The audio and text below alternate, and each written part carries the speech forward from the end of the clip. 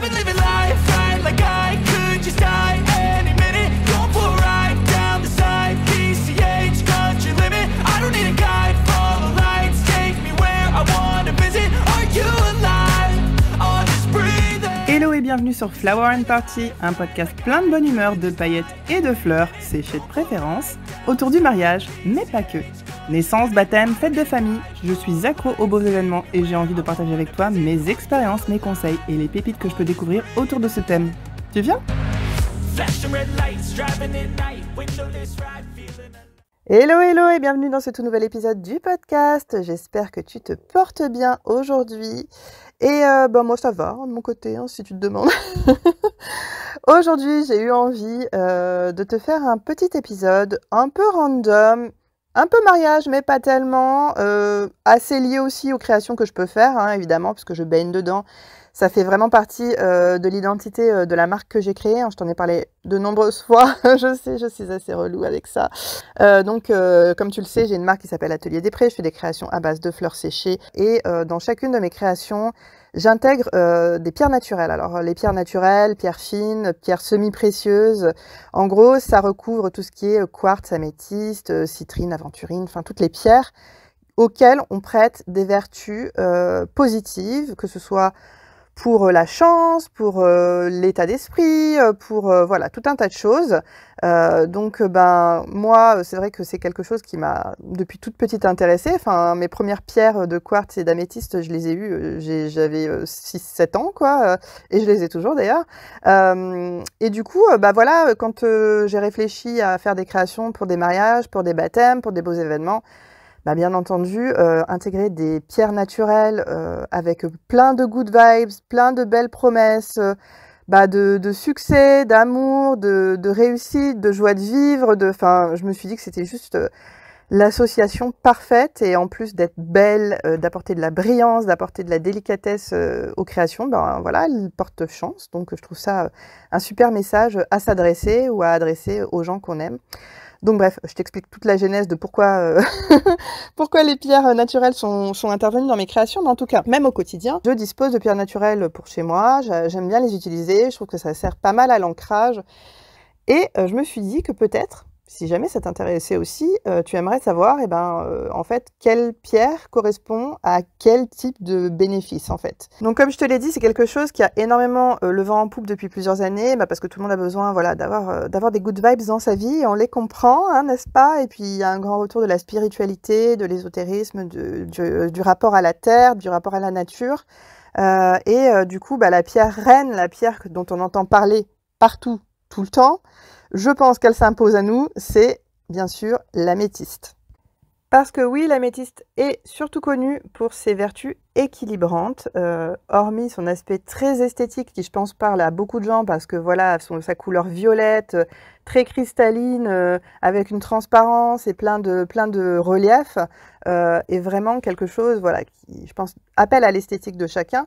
Mais aussi, elle stimulerait la spiritualité, l'intuition, etc. Mais j'y reviendrai. Donc, je vais un petit peu te parler de l'origine de cette pierre. Donc, en fait, il s'agit d'un cristal rhomboédrique qui tient sa légende initiale des Grecs. Donc, selon la légende, dans la Grèce antique, attention, ça va être sympa, comme d'habitude, les Grecs, merci, Amethystos aurait été une nymphe dont serait tombé amoureux le dieu Dionysos. Donc, Dionysos, dieu du vin, etc. Elle aurait refusé ses avances et, pour la protéger, Artémis, donc l'épouse du dieu en question, l'aurait figée en un cristal. Voilà, donc c'est la solidarité féminine version grecque, tu vois. Pour la protéger, voilà. De colère, Dionysos aurait renversé sa coupe sur cette dernière et c'est ainsi qu'elle aurait obtenu sa couleur violette. Voilà. Cela dit, on la retrouve bien au-delà de tout ça, puisqu'on l'aurait également vue énormément chez les Romains, chez les Étrusques, et elle aurait même été plébiscitée au Moyen-Âge dans le clergé. Donc pour te dire que vraiment, c'est une des pierres stars, c'est une des pierres qu'on retrouve le plus souvent. Donc, quelles sont les vertus de l'améthyste? Elle est réputée, premièrement, pour développer la sagesse et l'équilibre. Comme je te dis, c'est une pierre équilibrante. Elle apporterait stabilité et clarté d'esprit. Ce serait aussi une pierre qui développerait l'intuition et l'élévation spirituelle, et donc c'est la pierre amie de toutes les personnes qui cherchent à se connecter à un monde spirituel. Donc si jamais par exemple tu fais des tirages d'oracle, si tu fais ce genre de choses, ça peut t'intéresser de porter ce genre de pierre auprès de toi. C'est aussi une pierre qui contribuerait à la paix et à la relaxation. On lui prête des vertus de calme, mais aussi de créativité. Donc si pareil, si jamais tu as envie de te mettre au dessin, à la poterie, à la musique ou je ne sais quoi, l'améthyste peut être ton amie. Pour finir, elle favoriserait un sommeil profond et réparateur, avis aux parents de petits-enfants, et stimulerait aussi la fertilité. Voilà. Donc une pierre, comme tu l'auras compris, qui va à tout le monde, qui correspond à peu près un grand nombre de besoins que les gens pourraient avoir, qui, pour les parents, effectivement, a ses vertus, et pour les jeunes mariés, en a d'autres. Donc, personnellement, moi j'aime beaucoup, et c'est vrai que comme je t'ai dit, d'un point de vue esthétique, dans les créations, c'est juste une merveille, et ça fait partie de mes basiques. Cela dit, s'il est une pierre que j'utilise encore plus, et qui est tout autant connue, c'est le quartz rose. Et oui, le quartz rose, c'est une des pierres qui est reliée de la manière la plus évidente au cœur et à l'amour. Parce que oui, c'est la pierre vraiment qui est censée développer l'amour des autres, mais aussi de soi-même. Donc pour la petite histoire, c'est un cristal qui fait partie de la famille des silicates et qui a été associé pendant des siècles à Astarté puis à Aphrodite. On la retrouve dans de multiples civilisations jusqu'à aujourd'hui, où on en fait une pierre extrêmement symbolique. Des Étrusques aux Mésopotamiens, en passant par les Grecs et les Égyptiens, elle est passée par à peu près toutes les grandes civilisations qu'on connaît. Donc, bien entendu, elle reste une des grandes stars de toutes les pierres naturelles aux good vibes. Donc au niveau des vertus qu'on lui prête, la principale, comme je te dis, c'est développer l'amour des autres et de soi-même. Elle a aussi des vertus apaisantes et sa douceur lui permet de convenir aux adultes comme aux très jeunes enfants. Donc tu peux tout à fait mettre un quartz rose dans une chambre de bébé ou sous son oreiller ou dans n'importe quelle pièce dans la maison où il y a des enfants. Il n'y a aucun problème. Pour la petite histoire, sur certaines autres pierres comme par exemple l'œil de tigre ou la labradorite, c'est déconseillé de la mettre en présence d'enfants parce que c'est des pierres qu'il faut décharger, comme on dit dans le jargon, parce que sinon ça peut avoir un espèce d'effet boomerang. Voilà. Donc le quartz rose fonctionne parfaitement dans une pièce à vivre, un salon comme une chambre, comme je te l'ai dit.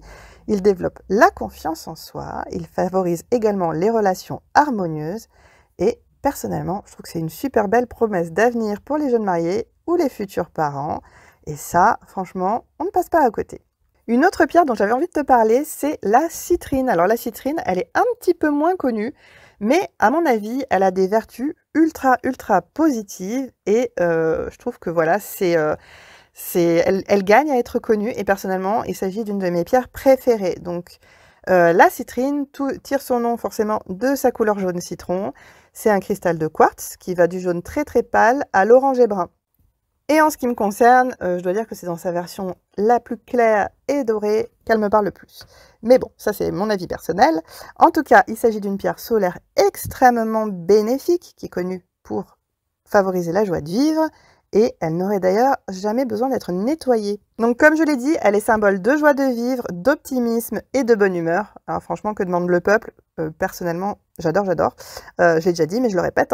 En plus de ça, elle attirerait l'abondance et réchaufferait l'esprit, tout en tonifiant le corps. C'est une pierre qui est synonyme d'équilibre des énergies et qui absorberait d'ailleurs les énergies négatives, tout en agissant sur le plexus solaire. C'est un cristal qui convient aussi très bien aux enfants et donc pour ça, on l'aime beaucoup. Qu'est-ce que je peux te dire de plus? C'est une gemme qui favoriserait de manière efficace la concentration ainsi que la créativité. Et puis voilà, je crois que c'est à peu près tout ce que je peux dire pour la citrine. Mais encore une fois, je t'invite à la découvrir parce que personnellement, je trouve qu'elle n'a pas assez grande réputation alors qu'elle a des vertus de dingue. Je passe maintenant à la pierre de soleil. Alors, elle est aussi appelée héliolite. C'est une gemme de type feldspath. Ne me demande pas si ça se prononce bien comme ça. C'est comme ça que je le lis, c'est comme ça que je le comprends, ok? Donc au niveau de sa description, c'est une pierre qui est opaque, qui va des tons d'orangé à brun rouge et qui est parsemée de petits cristaux plus brillants et qui rappellerait donc du coup fortement l'astre solaire, d'où son nom. Voilà, on peut dire qu'il y en a qui se sont vraiment fait suer, on va dire ça comme ça.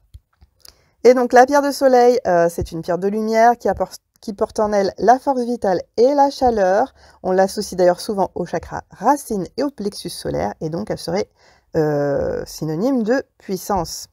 Elle était déjà vénérée par les Vikings et on disait qu'elle permettait même l'accès au Valhalla, le fameux paradis en fait des guerriers.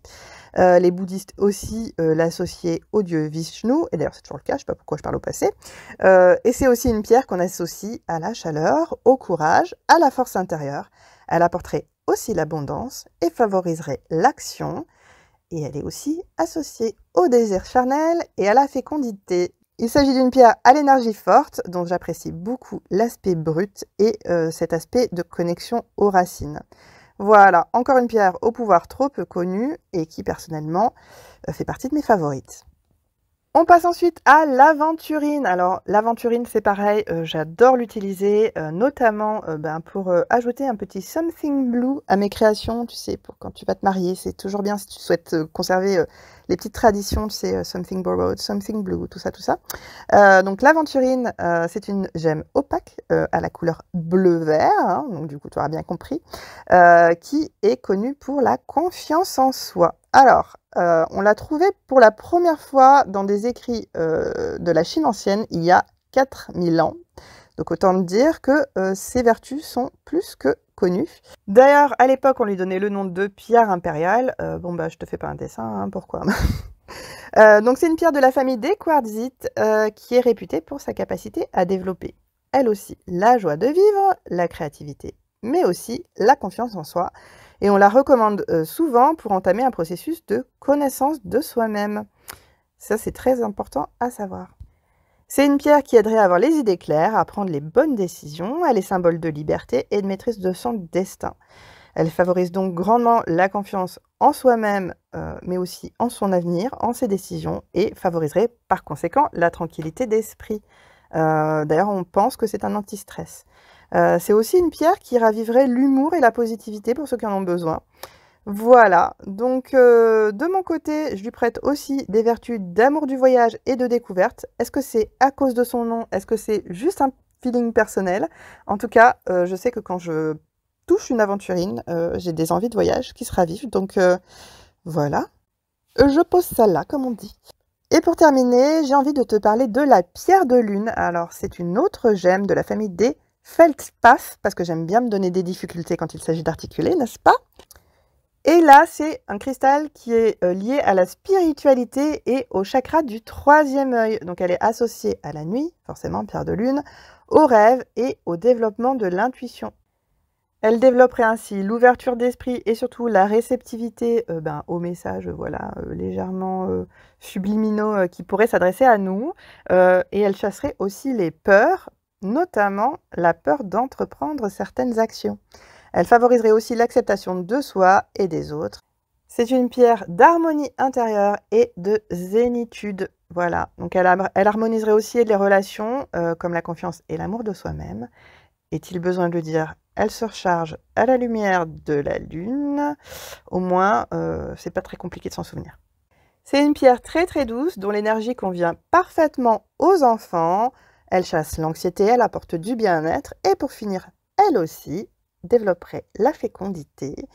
Donc pour ceux que ça pourrait éventuellement intéresser, c'est toujours bon à prendre, n'est-ce pas? Et voilà, je vais m'arrêter là pour cette fois. J'espère que cet épisode t'aura plu. J'espère que ça t'aura été utile, que tu sois sur le point de te marier, d'acheter une création Atelier des Prés, ou alors juste par curiosité, voilà, tu voulais savoir un petit peu quelles étaient les vertus de certaines pierres. N'hésite pas à me laisser des commentaires, à mettre des notations sur ta plateforme, liker ou mettre des étoiles sur la plateforme sur laquelle tu auras écouté cet épisode pour me dire si tu as aimé ou pas. Comme ça me donne une grosse indication pour savoir si tu veux d'autres épisodes de ce type ou pas. N'hésite pas surtout à t'abonner pour ne pas louper les prochains épisodes. Je fais des contenus divers et variés, principalement sur le mariage, mais aussi sur la déco, sur justement tout ce qui est pierre, etc. Donc n'hésite pas à aller à t'abonner à ma chaîne pour pouvoir être notifié des prochaines sorties de publications. Ce qui veut rien dire, mais bon, j'espère que tu as compris, je suis fatiguée, ok. Et puis, qu'est-ce que je voulais dire? Et puis normalement, je pense que je ferai un nouvel épisode prochainement. sur d'autres pierres. Je pense notamment, comme je l'ai mentionné, à la labradorite, à la turquoise, à la holite. Enfin, il y a plein de pierres qui peuvent être hyper intéressantes. Donc voilà, je reviendrai vers toi à ce sujet-là sous peu, je pense. Comme je t'ai dit, j'espère que ça t'a plu. Je te dis à la prochaine fois pour un nouvel épisode. Et en attendant, surtout, n'oublie pas, profite! Wake up, today's gonna be a good day. Wake up.